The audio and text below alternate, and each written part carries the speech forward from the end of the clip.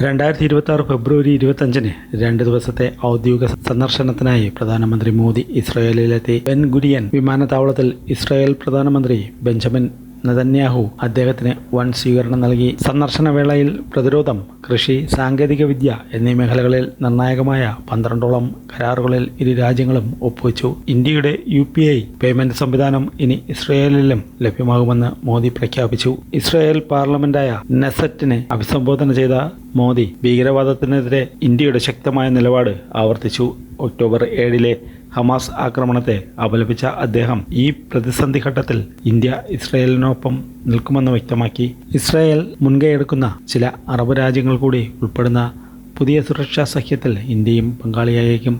ഇതിന്റെ ഭാഗമായി iron dome അടക്കമുള്ള പ്രതിരോധ സാങ്കേതിക വിദ്യകൾ ഇന്ത്യക്ക് കൈമാറാൻ സാധ്യതയുണ്ട്. ഇന്ത്യയും ഇസ്രായേലും തമ്മിലുള്ള സ്വതന്ത്ര വ്യാപാര കരാർ ഉടൻ യാഥാർത്ഥ്യമാകുമെന്ന് മോദി അറിയിച്ചു. ഇതോടെ ഇരു രാജ്യങ്ങളും തമ്മിലുള്ള സാമ്പത്തിക ബന്ധം കൂടുതൽ കരുത്തുറ്റതാകും. മേഖലയിലെ സംഘർഷങ്ങളിൽ സമാധാനം പുനഃസ്ഥാപിക്കാനുള്ള ഗാസ സമാധാന പദ്ധതിയെ ഇന്ത്യ പൂർണ്ണമായും പിന്തുണയ്ക്കുമെന്ന് മോദി അറിയിച്ചു.